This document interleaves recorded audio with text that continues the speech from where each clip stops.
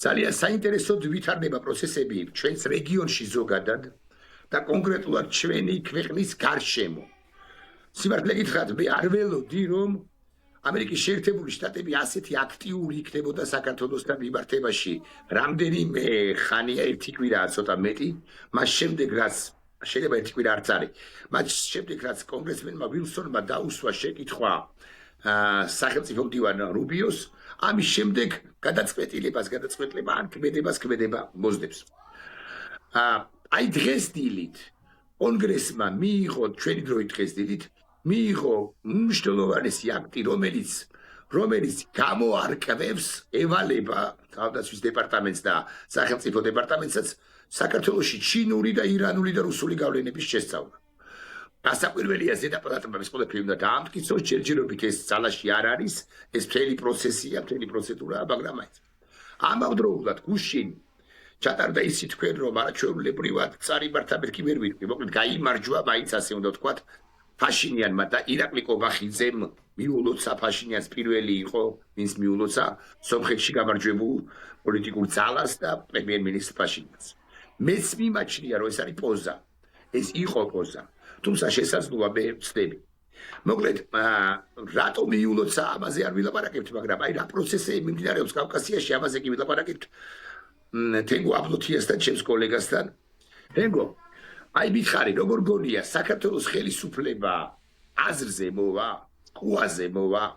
მე მგონია, რომ რაც არ უნდა ფუშინგის ეწოლა იყოს დასავლეთიდან, ევროპას უფეხებზე კიდიათ. და მე მგონია ამერიკასაც ფეხებზე დაიკიდებენ, უბრალოდ ამის ეჭვი მაქვს. თუმცა შეიძლება ვცდები. ნუ ყოველ შემთხვევაში ერთი რამე უნდა ვიცოდეთ, რომ კონკრეტულად სომხეთში რაც მოხდა, ამას დიდი გავლენა ქართულ ოცნებაზე არ ექნება, იმიტომ რომ ახალი ხო არაფერი არ ხდება, ხო? პაშინიანი 2018 წლიდანაა სომხეთის პრემიერ-მინისტრი და ის უკეთეს შემთხვევაში იმ ხაზს, რომელიც აქვს, გააგრძელებს. მეტი რაღაც განსაკუთრებული სიახლე იქ არ იქნება და იმას არ უნდა მოველოდოთ, რომ სომხეთი უცბად ახლა თქვათ ამ წელიწადს, წელიწად ნახევარში გაწყვეტს ყველანაირ კავშირებს რუსეთთან და ევროკავშირში მათ მიიღებენ და რაღაც ეს რა თქმა უნდა. არ მიიღებენ და ევროკავშირში გეთახმები წელიწად ნახევარში თუ 3 წელიწადში. სომხეთს კიდე დიდი გზა აქვს ევროკავშირამდე და საერთოდ მივა თუ არა ევროკავშირამდე, ესეც კითხვის ნიშნის ქვეშ არის ამ ბოლო ჯამში. ვითომეტეს საქართველოს გარეშე. მოდი ვიტყვი ასე, იმიტომ რომ საქართველო მაინც რეგიონის ლიდერი ქვეყანა იყო. მაგრამ მეორე მხრივ რუსეთმა რომ გაწყვიტოს ურთიერთობა სომხეთთან, ან კიდე უფრო ძიმე სცენარით თუ წავიდეს სომხეთში პროცესები, ამას გამოვიცხავ კი? აი რევანში რუსეთთან. რა თქმა უნდა კი არ გამორიცხავ, ეს არის ყველაზე მოსალოდნელი პასუხი კრემლისგან, რომ ბოლოს და ბოლოს აირჩიეთ გზა. ხო, ან ჩვენთან ხართ, ან მათთან ხართ, ხო? ეს სავარაუდოდ ესე იქნება. თავარია ხა ამას როგორ გაუძლებს სომხეთი. რამდენად ეყოფა იქაურ საზოგადოებას იმის გამძლეობა, ხო? რომ ეს ყველაფერი აიტანოს. იმიტომ რომ მართლა თუ დააპირეს, აი ის ბერკეტები რაც რუსეთს აქვს 100%-ით რომ გამოიყენოს, ჯერ მარტო გაზის ფასი რო წარმოვიდგინოთ, სადღაც 3-ჯერ 4-ჯერ გაუძვირდებათ გაზი, ხო? ამას ხო ყველაფერს გარდა იმისა, რომ გათბობა გაძვირდება და რაღაცა საქმის გაკეთება, ეს ეკონომიკასაც დაარტყამს, ხო? და მე ვერ ვხედავ მიზეს რუსეთს რა შეუშლის ხელს, რომ ეს ყველა ბერკეტი გამოიყენოს და მაშინ სომხეთი ძალიან ძიმე მდგომარეობაში აღმოჩნდება და უკვე დაჭირდება აი ეს ძალიან სერიოზული მობილიზება, აი თვითონ საზოგადოებრივი სოლიდარობა, რომელიც მე იქ ვიყავი ომის დროს, ყარაბახის ომის დროს ვიყავი, აი შუა შეტევა რო იყო აზერბაიჯანზე, სადღაც ერთი კვირა ვიყავი ერევანში და ყარაბახშიც ვიყავი და ესე წარმოუდგენელ მდგომარეობაში ცხოვრობდა ხალხი, შუქი არ იყო, ის კი არა ჩვენ ვამბობთ რომ შუქი არ იყო და მაგალითად რო ითიშებოდა 3-4 საათი. საერთოდ არ იყო, ტრანსპორტი არ მუშაობდა, მეტრო არ მუშაობდა. გარეთ გასვლა იყო აი საშიში, იმიტომ რომ დარბოდნენ ეს მაწანწალა ძაღლები და გარეთ რო გავდიოდით, იქ სომხები გვეუბნებოდნენ, რაღაცა ფრთხილად იყავით ძაღლებს, რომ დაინახავთ. ნუ რა წრე დაარტყით, ისე რომ ახლოს არ მივახლოვეთ, მაგრამ ამავე დროს აი რაღაც ეს ერთიანობის შეგრძნება იყო და ჩანდა მაშინ ეთყობოდა რომ ისინი ამ ომს მოიგებდნენ. აი ესეთი შინაგანი განწყობა ჰქონდათ და ეხლაც იგივე განწყობა იქნება საჭირო თუ რუსეთი საბოლოოდ გადაწყვეტს რომ აი ან უნდა დავაჩოქოთ სომხეთი, ან უნდა დავაბრუნოთ. ამის ალბათობა ძალიან მაღალია, იმიტომ რომ ჩვენ ვიცით პუტინი რა ადამიანია, რომ მაგან თუ გადადგა რაღაცა ნაბიჯი, ის ძალიან ფრთხილია. ეს ამას რომ ვამბობ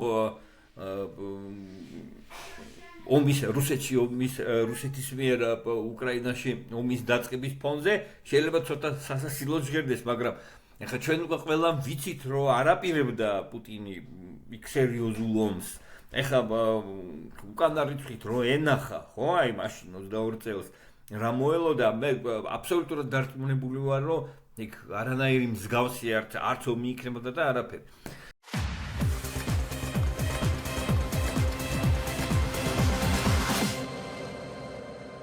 გადაცემის პარტნიორია Coca-Cola. პუტინი ესეთი ტიპია, ის ელოდება აწონის, დაწონის მომიტევებ ალბათ რომ თუ არ დაგეთახმები მე შენ პუტინის განზრახვა ჩემი აზრით და ამ თეორიის თანახმად იყო მთლიანად უკრაინის დაპყრობა და არა დონბასისა. მაგრამ ეხლა ეს საკაბა თუ ამაზე კაბათისთვის არ შევაჩერებ შენს ყურადღებას უყურე თენგო ეხლა კავკასიას დაუბრუნდები შენიშნებათ და ის საქართველოს ხელისუფლება მეთქი ესე დავსვი კითხვა სომხეთი ვერ ხდება ევროკავშირის წევრი რასაკვირველია უახლოესი მაგალითად რაღაც 7 წლისგან 10 წლისგან ბოლობაში ის თუ მოხდება გაფართოება 2036 წელს ხო ჯერ სადაც სომხეთი მოლდოვა უკრაინის საკითხი არ არის გადაწყვეტილი საბოლოო გადაწყვეტილია მაგრამ აი ბოლომდე ლენტი გაჭრილი არა საქართველოს ხელისუფლება რა დასკვნებს გამოიტანს ამ პროცესიდან აი სომხეთში მოხდარიდან იმიტომ იქ ვაიც და დემოკრატიული არჩევნების შედეგად მიუხედავად იმისა რომ რუსეთი ძალიან ერეოდა ამ პროცესში და საქართველოს ხელისუფლება ფორმალურადაც აღარ მიდის ევროკავშირისკენ ანუ პრინციპში საბოლოოდ თქვა რომ მე დასავლეთი არ მაინტერესებს და თუმცა ამერიკა არ მაინტერესებს ამას იტყვის ჩემი აზრით უახლოეს ხანებში აქ ჩვენი პრობლემა იმაშია რომ საქართველოს ხელისუფლება არ ყავს ეს არ არის ხელისუფლება ჩვენ ერთ შეცდომას უშვებთ რა ყველა ალბათ ჩემი ჩათვლით გვაქვს ეს ცდუნება რომ ქართული ოცნების ქმედებებში ვცდილობთ მოვძებნოთ რაღაცა პოლიტიკური, გეოპოლიტიკური მოტივები, აი ეს რუსეთი, შტატები, ევროპა, ჩინეთი და ასე შემდეგ და ეს ბალანსი მათ შორის და ეს არაფერი არ არსებობს. ქართული საქართველოს საგარეო პოლიტიკა არ არსებობს. არც შიდა არსებობს, მაგრამ საგარეო უფრო მეტად ჩანს. ჩვენ გვაქვს საქმე ერთ ადამიანთან, რომელიც, ეხლა როგორ თქვა ისე რომ თქვა, არ დამიჭირონ, ხო? ვისი ადეკვატურობაც სამედიცინო თვალსაზრისით იწვევს დიდ ეჭვებს, ესე ჩამოვაყალიბებ, ხო? უფრო მარტივად ვიტყოდი ორი კვირის წინ, დღეს თავს შევიკავებ. ყველა მისი ქმედება გამომდინარეობს მისი ამ სპეციფიკური ფსიქიკური მდგომარეობიდან. არანაირი არც გეოპოლიტიკური მოტივები, არც რაღაცა პროექტები და ეს რომ გამოდიან ევროპელი ელჩები და მომენ ამ გზით საქართველოს ევროკავშირში ვერ წავა და ასე შემდეგ. აქ ახლა ვილსონი ამბობს რომ რაღაცა ეს ღრმა ჩანაფიქრია რომ ჩინეთი, ირანი, ეს არაფერი არ არსებობს. არსებობს ერთი ადამიანი, რომელიც არის ფობიების ტყვეობაში, ეს რა არის, აი მაკბეთი ხო იცი არა იმის შექსპირის აი ერთი შეშლილი მეფე რომელიც აი თავის იმაში ცხოვრობს სადღაც იმაში თავის კოშკში მარტო არავის არ უშვებს და აი ნელა ისედაც ვერ არის მაგრამ ნელა სულ უფრო და უფრო გიждდება და უკვე იქ ყველას დაერია ის დაიჭირა და ასე შემდეგ მაკბეთს არ ქონდა არანაირი პოლიტიკური მოტივები, ხო? არც ის შოტლანდიელი იყო, ხო? თქვა, არც ინგლისთან და არც არავისთან დაკავშირებით, უბრალოდ გარეკა რაღაც მომენტში და დაიწყო ის რაც დაიწყო. ჩვენ ვართ ანალოგიურ მდგომარეობაში. ნუ ვეძებ პოლიტიკურ რაღაც მაგრამ იმას რომ ეს მესმის, რასაც ამბობ. მესმის ამ თეორიას აქვს არსებობის უფლება, რასაკვირველი ამას ვერ დაამტკიცებ ვერც შენ, ვერც მე. ვინც არ უნდა თქვას, აქ მართლა რაღაც სამედიცინო ცნობა გჭირდება, ფორმა 100 გჭირდება, ანამნეზი გჭირდება იმისთვის და არც უნდა მოიპოვო მეთქი ასე ვიტყვი, იმიტომ რომ ის პერსონალური ინფორმაცია, კარგი.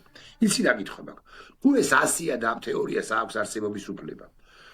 და 100-ია. მაშინ ერთიურად რთული ყოფილა ამ პროცესებში კვანძი ამ ჩვენს ქვეყანაში კვანძის გახსნა. იმიტომ რომ თუ მოწყვლადი ან ადეკვატური არ არის ეს კაცი, ვისაც არ ასახელებ, არ ვასახელებთ, რაღაც პროცესების მიმართ და მართლა არ უნდა ვეზებოთ იქ რაღაც რუსული კვალი, ევროპელთა რეკომენდაციები, ამერიკელები იმას იზამენ, შუადერეფანი კარგია, მაგრამ შუადერეფანი კარგი არ არის, მაგ და ასე შემდეგ. ნუ ანაკლია რატომ არ არის და თუ ამებზე არ ვლაპარაკობთ ამ პერსონაჟზე, მასზე, როგორც არაადეკვატურზე, მაშინ ორჯერ რთულია მისი დამარცხება. იმიტომ რომ ორჯერ დიდ არაადეკვატურ ან ხუთჯერ დიდ არაადეკვატურ დაბიჯებს გადადგავს და გიბოდიშებს ჟარგონისთვის მაგრამ დამხევია და ეგ არის? ეგრეა? კი, ეგ არის. ნამდვილად. ანუ ხალხის გამოსვლასაც აზრი არა.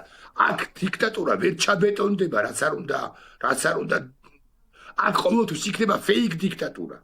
ანუ დიქტატურა სრული ჩემი აზრით ყოველ შემთხვევაში რა ვიცი რაში აღარ ვწდები ამ ქვეყანაში, მაგრამ ჩემი მოსაზრებით არ გამოვა. ანუ ეს კაცი ასე ჰიბრიდულ დიქტატურაში გვაცხოვრებს, ოღონდ ყველაფერი გაუვა. ასეა? ამ ეტაპზე რასაც ხედავთ, მე ყოველ შემთხვევაში აი 2 თუ 3 დღის წინ მოვისმინე თინა ხიდაშელის ინტერვიუ. ვისი ბოდში? თინა ხიდაშელის. ხო, პალიტრაში იყო მე მგონი.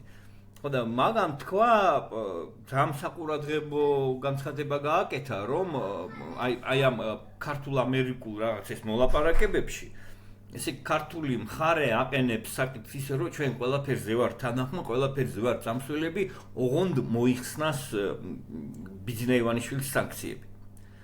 ანუ აქ ჩვენ აქ ეს ყველაფერი ესეა რაც ჩვენ თქვი, მაგრამ ვინაიდან ადეკვატურობის პრობლემაა, ჩვენ არ ვიცით რა მომენტში მოუტრიალდება თავში საპირისპირო გადაწყვეტილება. იქნება რაღაც მომენტში გადაწყვიტოს და თქვას, რომ ხო, კარგი, მოდი, ყველა მიზის ეს ხალხი. ხო, ეს პოლიტპატიმრები, ხო? მაინც ვერაფერს ვერ შვები, ხო?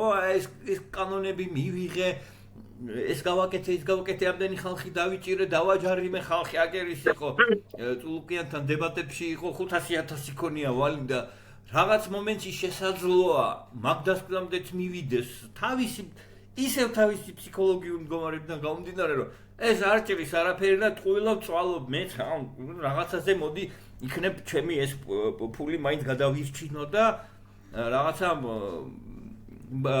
ჩვენთან ხშირად ისმის ის დადი ბოდიში არა ბესკოლია ხშირად ისმის ესეთი მოსაზრება, რომ აი ბიძინა ივანიშვილს უკან დასახევი გზა არ აქვს, რაღაცა დასავლეთთან ურთიერთობებს ვერ აღიდგენს, უკან გზა კი არ აქვს. ერთ კვირაში შეუძლია დააბრუნოს ყველაფერი 2023 წლის მდგომარეობად. რა თქმა უნდა, ეს სტრატეგიული პარტნიორობა ევროკავშირთან და ევროკავშირის წევრობის პერსპექტივა არ იქნება ეს უკვე ალბათ ამ ხელისუფლების პირობებში გამორიცხულია, მაგრამ რაღაც ეს 2023 წლის რეალობა, როდესაც რაღაც ნორმალური ურთიერთობა იყო დასავლეთთანაც, ამერიკასთანაც, კობახიძე პრემიერ-მინისტრი რო გახდა, პირველი მისი ვიზიტი იყო ბრიუსელში, ბრიუსელი ძალიან კმაყოფილი იყო, ყველა აქებდა, რა კაი ბიჭი ყოფილა, აქამდე სად გვიმალავდითო და ამის დაბრუნება შეუძლია ერთ კვირაში. ოღონდ კობახიძე უნდა გაათავისუფლოს, კანონები უნდა შეცვალოს და აი ესე ხოში აქ უბრალოდ არ ცვლის. და კობახიძე გააანდა. აი ნახეთ, ციხიდან რატომ არ უშვებს პოლიტპატიმრებს? ერთადერთი მიზეზია. აღიარეთ და გიშვებთ. აი ღია ტექსტით აქვს ნათქვამი. აღიარეთ და გაგიშვებთ. თავისი ეს რაღაცა გიჟური პრინციპი აქვს, ის არის ეს მე მესმის საიდან მოდის, ეს თვითონ მისი აი იმ არადეკვატურობის გამოძახილიც არის. ხო, პლუს ამას ოლიგარქია, ტიპაჟია ეგეთი. რუსული ოლიგარქია ხა შენ მე როგორც ვიცი, ისე შენც იცი ეს რა არის, რა ტიპაჟებია და ამათ რუსეთში სპეციალური ტერმინიც არსებობს პირდაპირ მოქმედების ადამიანები. პრემოვოდეისტვია. ანუ ეს არა ისეთი ადამიანი, რომ რაღაცაზე იფიქრებს, რაღაცა რეფლექსიები ექნება, რაღაცაზე შეწუხდება. არა, აი იცის აქვს თავის მიზანი და ამ მიზნის გზაზე არაფერი არ აინტერესებს, ყველას გაწირავს, ხო? ხო და ამიტომ დღეს მას აქვს შანსი. არავის არ უნდა კონდეს არანაირი ილუზია, რომ აქ რაღაცა თუნდაც აი ეს ამერიკული დახმარებით ეს რეჟიმი შეიცვლება, დაინიშნება ახალი არჩევნები და ასე შემდეგ. ეს გამორიცხული ამბავია, არჩევნები იქნება 2028-ში. ამაში დარწმუნებული ვარ და ბევრ შევაკამათები, ვინც ამბობს, რომ ეხლა დაინიშნება, ხო, მაგრამ აქ არის მისი პირადული ამბავია. აღიარეთ და გაგიშვებთ, ამას ვამბობს პირდაპირ ტექსტით, აი როგორ კანონი არ აქვს მიღებული, ხო? მაგრამ აი რუსებს რაღაცა რუსულად თქვი, ხო, შენ სიტყვა. საი რუსულად ვიტყვი, კან ქართულად ვიტყვი, შერჩება კი ეს ყველაფერი? ამერიკელი მხოვებლებია საქციელის შეცვალე. იქნება სანქციებიშიც, არ ვიცი ხა ეს რაღაცები, რაც მახსენდება იმებს გეუბნები რა. სანქციების ხო, ეს ისე პირადული იქნება. ხო, მე საითკენ მიმყავს, რომ აქ არ უნდა ვეძებოთ რაღაცა მაღალი მატერიები, პოლიტიკა, გეოპოლიტიკა და ასე შემდეგ. როგორც აი მთელი ეს შეტევა სამოქალაქო საზოგადოებაზე დაიწყო სულთა პიროვნული მოტივებით, ესევე თუ მოხდა ამ ზახოჩიც საკი ბუძით, ხო, აი როგორც მომდება იცი. კი ბატონო, ოღონდ საკითხავია რა მომენტში და რა ზახოჩეცა და რატომ. სანქციები კი, მაგრამ აი ჩვენ ახლა ვხედავთ, რომ ეს სანქციები ერთი არ იღებენ ამ სანქციებს, ამას ყველა ვხედავთ და სერიოზულ სანქციებს იმიტომ არ იღებენ, რომ ახლა ჩვენ სიტუაციას რო უყურებთ, ჩვენ გვაწუხებ და ჩვენ ვტკივათ, თორემ ახლა რო აიღოთ საერთაშორისო გადასახედიდან არც არაფერი პრობლემაა, პრობლემაა, გეტყვი. ხო და ამიტომ აი ეხლა ამერიკაში დღეს რომ მიიღეს, ხო? ზუსტად ესევე იყო ის მეგობარი აქტიც და ზუსტად არც იმაშია გარანტია, რომ ეს არ გაიჭედება. მეორე, თვითონ ეს საკითხი დაყენება ჩინეთი, ირაკლი, არანაირი ჩინური გავლენა საქართველოში არ არსებობს, ეს არის ზღაპარი. მანდაც ვიკაბათები. ჩინური ინვესტიცია არის $0 საქართველოში. ფლადეგრი არ არის, მაგრამ მაინც კარგი. სადა აბაჩი რა ვიცი სად არ არის? ჰუალინგი ცენტრი მაგალითად. ჰუალინგი ასე მაგალითად. ჰუალინგი ცენტრი შემორჩენილია ინვესტიციებზე. არა. თენგო არ ლაპარაკობენ ინვესტიციებზე, ლაპარაკობენ ჩინურ გავლენებზე უსაფრთხოების სისტემებში, ჩინურ-რუსულ ირანულ გავლენებზე. ანუ ინვესტიცია კი არ არის პრობლემა, რაღაც კომპანია შემოვიდა, ანაკლიას აშენებს ან არ აშენებს, ხო? არამედ ლაპარაკია ჩინურ გავლენებზე, თავდასხმასა და უსაფრთხოებაში. ამაზე უფროა ლაპარაკი და ეს არ შეგვიძლია არასდროს არ ჩინეთი არსა და არ შემოდის პოლიტიკური გავლენით იქ, სადაც არ აქვს ეკონომიკური ინტერესი. ეს ჩინეთი, ეს არ არის რუსეთი, რუსეთმა შეიძლება ცხვირი ჩაყოს იქ, სადაც არათუ ფულს არ იშოვის, არამედ რაც აქვს იმას დაკარგავს, ხო? ჩინეთი სხვანაირად მოქმედებს. ჯერ მოდი მე მატერიალური ინტერესი გამიზრდეთ, მოდი მე ინვესტიციებს გავაკეთებ უჩადებ და მერე უკვე ჩემი ინვესტიციების უსაფრთხოებისთვის მე მოახდენ შენზე პოლიტიკურ გავლენას და ესეც ახალი ხილია. აქამდე ეს სი ძინპინმა შემოიღო, თორემ აქამდე ეგეც არ იყო. ანუ 3-4 წლის წინ ჩინური პოლიტიკა იყო, მე აქ მაქვს ჩემი ინვესტიცია, აი მაქვს ჩემი ქარხანა დაუშვათ. ამ ქარხანას არ შეეხოდა. ამ ქარხანას ირგვლივ რაც გინდათ ისაკეთეთ, გინდა ომი იყოს, გინდა დიქტატურა. არ ჩინეთზე არ ვიკაბათ და არც ირანზე, იმიტომ რომ ირანის გავლენები მათ შორის უმაღლეს სასწავლებელში მუსტაფას უნივერსიტეტი იგულისხმება საკმაოდ დიდია, ყოველ შემთხვევაში როგორც Heritage Foundation, ასევე სხვა ჰადსონის ცენტრში და ასე შემდეგ გაკეთდა ეს მოხსენებები, მაგრამ მაგაზე არ ვილაპარაკ. ეხლა მითხარი, უკრაინის კონტექსტიც ვერ მოახდენ სენსზე გავლენას.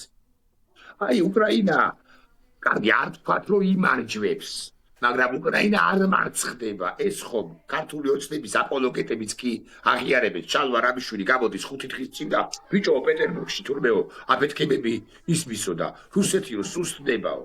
არა, მე არ გეუბნები რომ ეს საქართველოს ხელისუფლების ოფიციალური ხაზია, მაგრამ აი გაპარებენ ინფორმაციას რომ მომენტ ჩვენ ამასაც ფიქრობდით, ამასაც ვაწვევდით. ხო, რუსეთი ვერ იმარჯვებს უკრაინაში და ადრე იქნება თუ გვიან ცეცხლის შეწყდება. ხო? არ ვიცი, წელს არ ვიცი, გაისად ღმერთს ზელენსკი მარიცის და პუტინმა და მე საიდან და ვიცოდე. მაგრამ ეს რუსეთის ვერ გამარჯვებას არ უბიძგებს ივანიშვილს, თუმცა შენი თეორიის თანახმად თუ ის ცოტა არასტანდარტული, ცოტა არაორდინალური და კიდევ ფლად რა სიტყვა იხმარე? ხო, მოკლედ ერთგვარად შეიძლება შეშლილია, აქედან გამომდინარე არ დაგვიჭერთ ალბათ. მე ეს არ მithქვამს. მე ვთქვი. ხო? ნუ კი ბატონო მე ვთქვი. ისა, მაშინ არც უკრაინა და არც მარსზე მიმდინარე პროცესები, არც ის კოლონიზაცია იქონიებს მასზე გავლენას. ნუ ესეთ რო გავუტრინება რომ ვახვით. უშუალოდ უკრაინა ვერანაირად ვერ იმოქმედებს.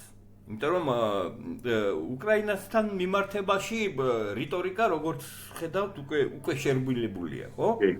უკვე ეს გინება ბევრად ნაკლებია იმ ზელენსკისთან შეხვედრის შემდეგ. უკრაინაში ომის დასრულება იქნება უდიდესი დარტყმა ქართული ოცნებისთვის და ამან შეიძლება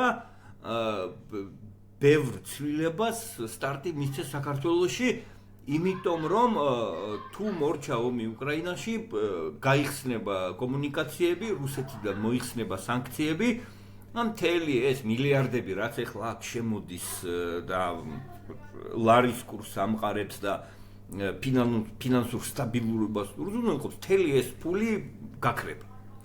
ანუ ეს რეჟიმი დგას ფულზე და ძალაზე, ხო? ეს ფული და ძალაც ერთმანეთთან კავშირშია, იმიტომ რომ იმ ძალასაც საბოლოო ჯამში ფული ჭირდება, ხო? და ამიტომ სერიოზული რეფორმებისთვის საქართველოში, ხო? აუცილებელია ომის დასრულება და რუსეთისგან სანქციების მოხსნა. სანამ რუსეთის მიმართებაში მოქმედებს სანქციები, ჩვენ არაფერი არ გვეშველება. ჩვენ ახლა გვაქვს ერთადერთი შანსი, რომ ცოტა შეეშინდეს, რომ ამერიკელებმა კიდე სანქციები არ დამადონ და რაც მაქვს ისიც არ დავკარგო, გადახედოს სიტუაციას და მიხვდეს, რომ ეს იგიჟეები აღარ მოქმედებს უკვე, 2 წელია გასული. აი ჩვენ ლაპარაკობთ დიქტატურაზე, დიქტატურის დამყარებაზე, ამასობაში ვერ შევამდე 2 წელი გავიდა უკვე, მეტიც, ხო? 2 წელი და 2 თვე ვითვლი, იმიტომ რომ ეს ყველაფერი დაიწყო 3 აპრილს, არ დაწყებულა 28 ნოემბერს. 3 აპრილს დაიწყო აგენტების კანონები, პოლიტპატიმრებიც, ეს დარბევებიც, რეპრესიული კანონები, ჯერ ყველაფერი დაიწყო 3 აპრილიდან. დღეს უკვე არის აგერ 8 ივნისია. ხო, ანუ 2 წელი და 2 თვეა გასული, მაგრამ არ ჩანს, ხო? შეიძლება ამ ფაქტორების ერთობლიობით ქართულმა ოცნებამ შეარბილოს პოლიტიკა, ამას დასაშვებად მივიჩნევთ. შესაძლებელია ეს მოხდეს, მაგრამ ის რომ ხელისუფლება შეიცვალოს და ამათ დანიშნონ არჩევნები და პატიოსნად ჩაატარებს, ამის შანსი არ არის დღევანდელ მდგომარეობაში. ამის აუცილებელი, არაერთადერთი, მაგრამ აუცილებელი პირობაა რუსეთიდან სანქციების მოხსნა. როგორც კი რუსეთიდან სანქციები მოიხსნება, უკვე მაშინ შეიძლება ლაპარაკი იმაზე, რომ პერსპექტივაში შეიძლება. მე პირველად ვთქვი ეს შენ, მე ვთქვი, აღარ უპასუხებ მეთქი ხა, მისი აზრია მეთქი. მეორედ რაღაცა წარმოთქვა ამ წინადადებას, მე ვალდებული ვარ მესმის რა კონტექსტში ამბობ შენ. ქართული ოცნების ხელისუფლების დასუსტებისათვის მაყურებელსაც უთხრა და დამეთანხმე რომ ამას ამბობ. აუცილებელია რომ რუსეთს მოეხსნათ სანქციები, იმიტომ რომ ის შავი ფული თუ თეთრი ფული თუ მწვანე ფული თუ ყვითელი ფული, რომელიც შემოდის რუსეთიდან და აქ ილექება, ეს არის რაღაც ინვესტიციები, მილიარდები, რუსები, რომლებიც აქ არიან ბევრი, ხო, რაღაცას შავი არა, შავი არა. შავი რო იყოს, კიდე ნაკლები პრობლემა, რუხია. აი, რუხი ფული, ეს კაპიტალი გავა საქართველოდან, შესაბამისად რუსები დაბრუნდებიან, უმრავლესობა მაინც ასე ვთქვათ. თავის ან დედა სამშობლოში და აქ ეს რაღაც ბუმი მშენებლობის პირობითად ლაპარაკობ. ბუმი რაღაცის და ბუმი რა კრიპტოსი, არა კრიპტოსი და ასე შემდეგ შემცირდება ან აღარ იარსებებს. შესაბამისად, ქართულ ოცნებას დაერხევა, ამას ამბობს თენგო აბლოთია. სწორი ვარ თენგო? დაერხევა არა, ეს იქნება დარხევისთვის ერთ-ერთი აუცილებელი დარხევის პირობა, ერთ-ერთი არა ერთადერთი. ანუ მარტო მაგის გამო არ მარტო მაგის გამო რა, ამის გარეშე თუმცა მე არ ვიცი თენგო რას მეტყვის და დარწმუნებული ვარ რომ ადეკვატური იქნება პასუხი იმის გამო რასაც ჩადის რუსეთი უკრაინაში ხა ცოტა ზუმაუთი გავაკეთოთ ხო მე პერსონალურად გონია რომ რუსეთს არა მარტო ახლა პუტინის პერიოდში არამედ საერთოდაც კარგა ხანი კიდე უხეშად რაღაც 18 წელიწადი სანქციები არ უნდა მოიხსნას მანამ სანამ მაგალითად უკრაინას არ გადაუხდის რეპარაციებს კომპენსაციას და ასე შემდეგ და ასე შემდეგ იმის გამო რა ჩაიდინა ეს ცოტა ზუმაუთის ჭრილში არა მარტო ჩვენ ჭრილში რომ შენი ლოგიკა მესმის რომ ფული აღარ იქნება და მაგრამ რაღაც ცოტა უფრო გლობალურადაც რომ ვიბჯენოთ რუსეთი ყველაფრის ღირსია მათ შორის სანქციების გაგრძელებისაც მეთქი პოსტ-პუტინისტურ ეპოქაში თუ პერიოდში და თენგო ბოლო კითხვა პრაქტიკულად ამასობაში სად პროტესტი გრძელდება რამდენი ხანია იქ 550 560 დღეა ამ 560 დღიდან არ ვიცი 260 იყავი შენ 260 ვიყავი თუ რაღაც 200 რამდენი გაბრიც 280 იყავი შენ და 280 დღე ვიყავი მე მაგრამ ეს პროტესტი ხო არ ილევა მილევად რეჟიმში ხო არ არის და ასევე პოლიტიკური ოპოზიციური სპექტრი რამდენად ადეკვატურია ამ პროცესში. იქნება მან ინიციატივა უნდა აიღოს. მეორე მხრივ ინიციატივა თუ აიღოს შეიძლება საზოგადოებას არ წახყვეს მას ეს ლოგიკაც არსებობს უფრო ზუსტილობ იყო. მესამე მხრივ ეს მაინც პოლიტიკური პროცესი უნდა იყოს. მეოთხე მხრივ პარტიებს აუქმებს საერთოდ ოცნება ბიზნესა ივანიშვილი. ხო? ბარე ბოდის ვიხდი ერთი კითხვას გამახსენდა კიდე კაი რომ გამახსენდა. მიაქციეთ ვერა ყურადღება გუში რა გადაწყვეტილება მიიღო ოცნება მაგ გადაწყვეტილება ან მიიღო ან მიდის. უცხო ქვეყნის მოქალაქეები, გონიერი კაცი ხარ შენ, რომლებიც საპატიმრო ვადის ნაწილს არ კონკრეტდება ნახევარს მესამეც მეშვიდეც არა, მოიხდიან საქართველოში, ისინი გაძევებულები იქნებიან ქვეყნიდან. აი აქ მე უნებურად წამივიდა ფიქრი მიხეილ სააკაშვილისაკენ, რომ ემად გადაწყვეტილება ხო არ არის მიღებული პოლიტიკური, რომ მიიყვანონ საზღვარზე, უხეში არ მინდა ვიყო მესამე პრეზიდენტის მიმართ. მოკლედ მარტივ ხელი კრან სხვა სიტყვას არ ვიხმარ. აბა ეხლა წადი ეხლა აქედან და აღარ შემოხვიდეო ეს უთხრა. თან ქართული ოცნების ამორჩეველთა ნაწილის ეგოს და აკმაყოფილებენ. ნახე გააგდეს რა ის გაჯი მიშა სისხლისმელი რაღაც 9 წელი შმაწელი რაღაცებს ილაპარაკებენ და თან ის ხერხულობას რომელიც თუ არსებობს, არც ვიცი არსებობს თუ არა, მოხსნილი იქნება. ესეც ხო არ არის რაღაც საინტერესო ამბავი. წინააღმდეგ შემთხვევაში რა რატომ იღებენ ამ გადაწყვეტილებას მე არ მესმის. თუ სააკაშვილთან დაკავშირებით ეს მართლაც გააკეთეს, ანუ თუ გაუშვებენ და გააძევენ, ეს იმას ნიშნავს, რომ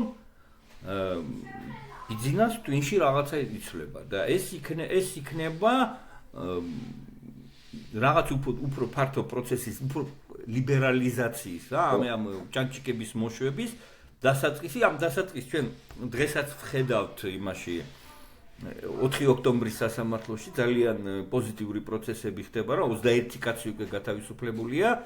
ასეა, ისეა, 21 კაცი არის გარეთ, ეს პატარა ამბავი არა. მაგრამ აქ ჩვენ შეგვიძლია ვთქვათ, რომ თავის ეგოს იკმაყოფილებს, იმიტომ რომ ესენი აღიარებენ და ასე შემდეგ, მაგრამ თუ მართლა მიშა გამოუშვა, ეს არის მის მაჩვენებელი, რომ ნელა ეს გამოუშვა ნიშნავს რომ ამ დატოვოს არა აგდებს ხო კი ბატონო გაუშვა შეიძლება ესეთი თქვას მაგრამ ნუ მე იმდენად არ ვენდობი არაფერში აი სანამ არ დავინახავ სააკაშვილს საზღვარზე თვითფინანსამდარს ჯერ არანაირ დასკვნებს ამასთან დაკავშირებით არ ვაკეთებ იმიტომ რომ ვიცით ვისთანაც გვაქვს საქმე მანამდე რა მკითხე?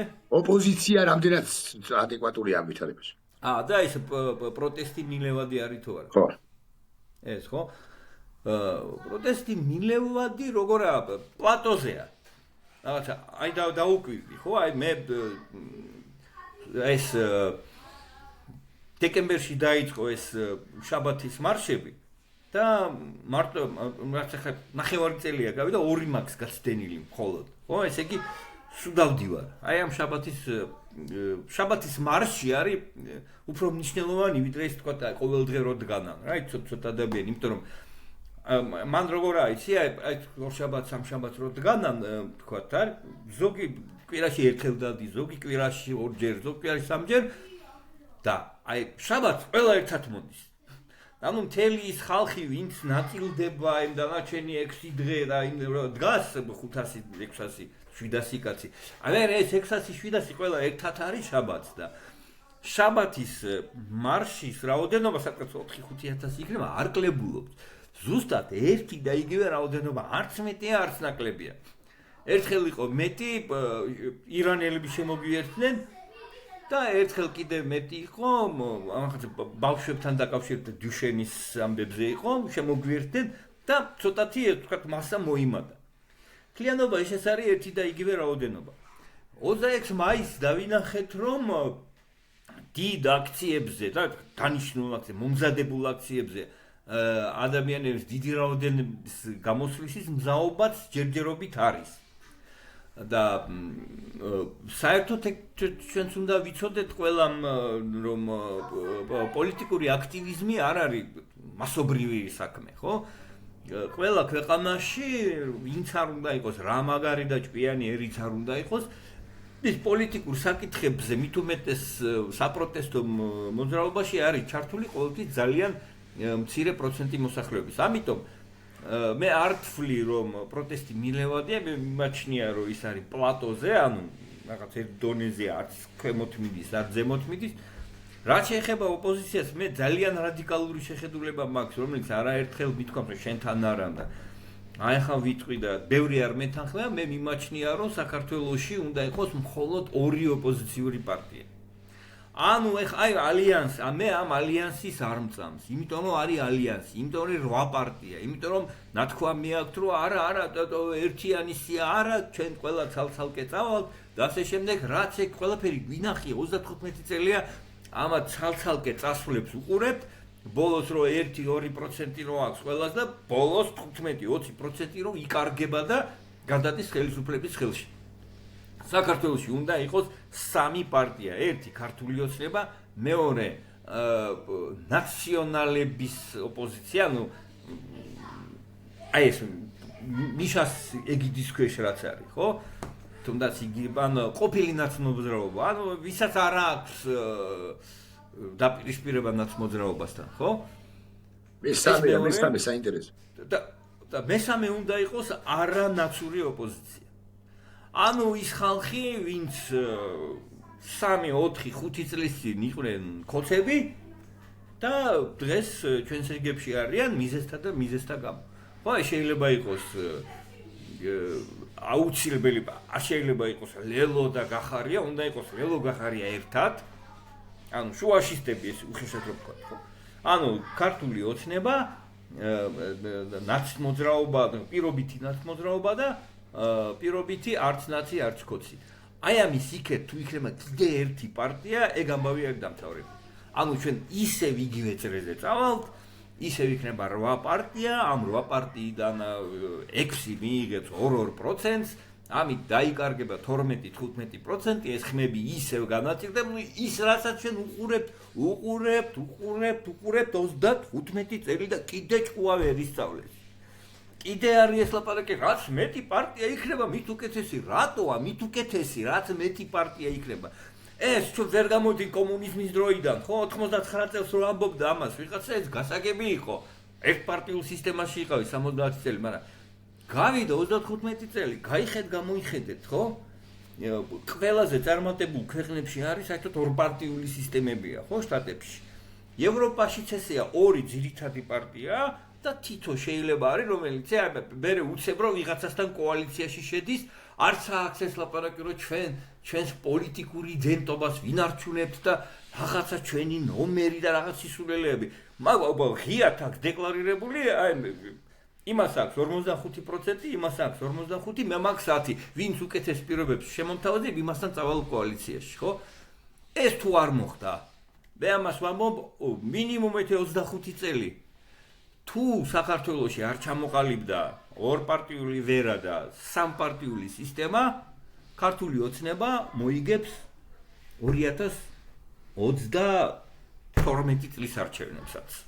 ნუ მე რა ვიცი კიდე რა იქ. ძალიან გთხოვ, ისედაც სუსტი გული მაქვს. ძალიან გთხოვ, აღარ გინდა ეხ, შო დავამთავრე. რეალობას შეგვიძლია რომ რეალობაა. მე არ შეგვიძლია რომ ეს ესე. არ ვიცი, მე მგონია რომ ქართული ოცნება დამარცხდა. 10 პარტია ერთ პარტიას ვერ დაამარცხებს ვერაფრით. აი, ეგ საკამათო აქვს, შეგვიძლია მაგაზე ვივჩევთ, ქართული ოცნება რომ 2022 წლის, ან 2054 წლის არჩევნებს მოიგებს, ნუ მაგაში მინდა რომ ვიკაბათო, უბრალოდ დრო აღარა მაქვს ეხლა და რო გნახავ ვიკაბათებ, ძალიან მაგრამ ვიკაბათებ თან რა. ეს არის სიმართლე. და დავიცი, თუ გინდა შენი იყოს ბოლოს სიტყვა და მანამდე კიდე გეტყვიო, წავედი დავხამთ ის მეთქი. არა, ნუ სუეთი. დაგორ? მანამდე დაგეშვიდობები და თუ გინდა ბოლოს სიტყვა მითხამიშო. ორი სიტყვა, რაზე რა გიქხა კიდე ორი. აი, თენგის აბლოთია იყო ჩემი სტუმარი, ძალიან კარგი ინტერვიუ გამოვიდა.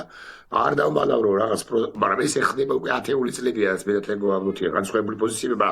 თენგო აბლოთი არის პატრიოტი კაცი, კარგი კაცი, სუპერ პროფესიონალი ჟურნალისტი, ამასაც ვიტყვი და ჩემი კოლეგა მეგობარი და მიუხედავად იმისა, რომ ჩვენ ხსენდება რაღაცებში არ მეთანხმებით ისე როგორც არავინ არაფერში არ ეთანხმება მეორე სხვას, ჩვენ პრინციპში გვაერთიანებს ერთი ამბავი, რომ ეს ქვეყანა იყოს კარგ მდგომარეობაში, უკეთეს მდგომარეობაში, კარგ მდგომარეობაში და მართლა დაუძრეს ან არასტანდარტულებს, ან არაორდინალურებს, ან კიდევ უფრო მძიმე სიტყვების წარმოთქმა შემიძლია, მაგრამ ჩვენ ხო ვთქვით, რომ კიდევ უფრო მძიმე სიტყვებს არ წარმოთქვათ ხანდახან მაინც.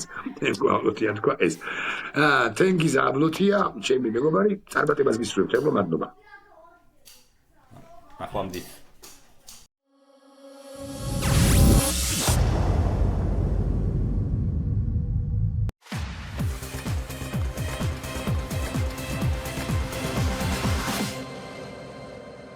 გადაცემის პარტნიორია Coca-Cola.